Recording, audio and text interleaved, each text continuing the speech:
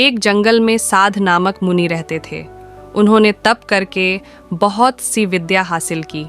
एक दिन ध्यान लगाने के बाद जब उनकी आंखें खुलीं तो उनके हाथ में आसमान से एक गिलहरी आ गिरी।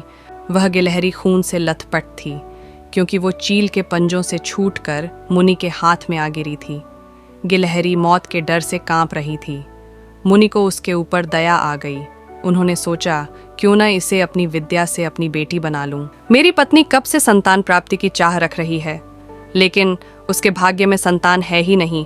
अब यह बात बताकर उसे दुखी करने की जगह कुछ साल इस गिलहरी को ही बेटी बनाकर उसे सौंप देता हूँ। इतना सोचते ही मुनि ने एक मंत्र पढ़कर गिलहरी को एक छोटी सी बच्ची बना दिया। वो उस गिलहरी को बच्ची बनाने के बाद गोद में उठाकर अपनी पत्नी के पास लेकर आए। उन्होंने कहा, लो, अब इसे अपनी बेटी मानकर ही पालना। सोच लो, भगवान ने तुम्हारी सुन ली है। मुनि की पत्नी छोटी बच्ची देखकर खुश हो गई।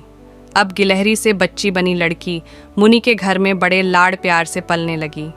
मुनि की पत्नी ने कुछ दिनों के बाद बच्ची का नाम वेदांता रखा। मुनि और मुनि की पत्नी दोनों ने बड़े प्यार से वेदांता को पाला। मुनि को बहुत खुशी थी कि उसकी पत्नी को अपनी ममता लुटाने के लिए एक बेटी मिल गई। कुछ समय के बाद उसकी परवरिश में मुनि भूल ही गए कि वो एक गिलहरी है। वेदांता को मुनि ने अच्छी पढ़ाई लिखाई करवाई। देखते ही देखते वेदांता 16 साल की हो गई। अब मुनि की पत्नी को अपनी सुंदर बेटी की शादी करवाने की चिंता होने लगी।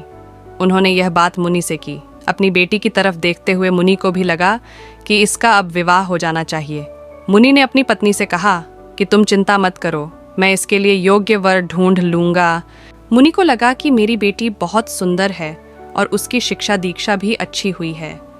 इसलिए उन्होंने अपनी सिद्धि से सूर्य देव को पुकारा। सूर्य देव ने मुनि को प्रणाम करके बुलाने की वजह पूछी। तब मुनि ने कहा, मेरी बेटी विवाह के योग्य हो गई है।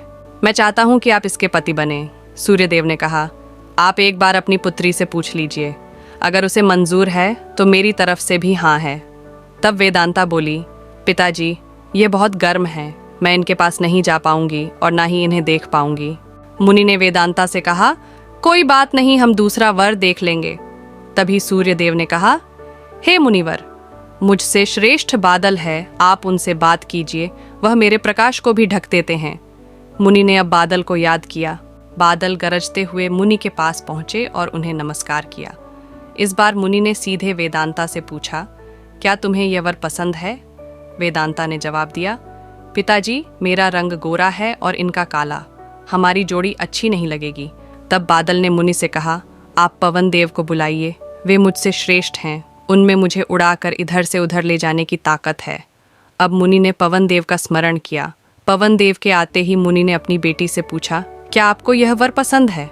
वेदांता बोली, पिताजी, यह तो एक जगह ठहरते ही नहीं है, इनके साथ मैं घर कैसे बसा पाऊंगी?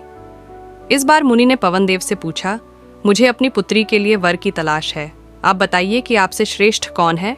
पवन देव ने जवाब दिया, मुनिवर, आप पर्वत को बुला सकते हैं, वह मेरा रास्ता रोक देते हैं, वह मुझसे श्रेष्ठ हैं। तुरंत मुनि ने पर्वत को पुकारा। पर्वत को देखते ही वेदांता बोली, यह तो पत्थर हैं, इनका दिल भी पत्थर का ही होगा, इनसे विवाह कैसे हो पाएगा पिताजी? मुनि ने हाथ जोड़कर पर्वत देव से पूछा, आपसे श्रेष्ठ कौन है? पर्वतराज ने जवाब दिया, हे मुनि, चूहा मुझ में छेद कर देता है, इस आधार से वह मुझसे श्रेष्ठ है। इतना कहते ही पर्वत देव के कान से चूहा नीचे कूदा। वेदांता ने जैसे ही चूहे को देखा, वह खुशी के मारे उछल पड़ी। उसने कहा, पिताजी, यही मेरा वर बनना चाहिए, मुझे यह पसंद है, इनकी पूंछ कान सब कुछ कितना प्यारा है।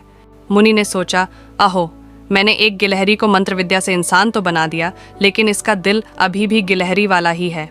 मुनि ने तुरंत वेदांता को गिलहरी बनाया और उसका विवाह चूहे से करवा दिया। विवाह के बाद दोनों खुशी खुशी रहने लगे।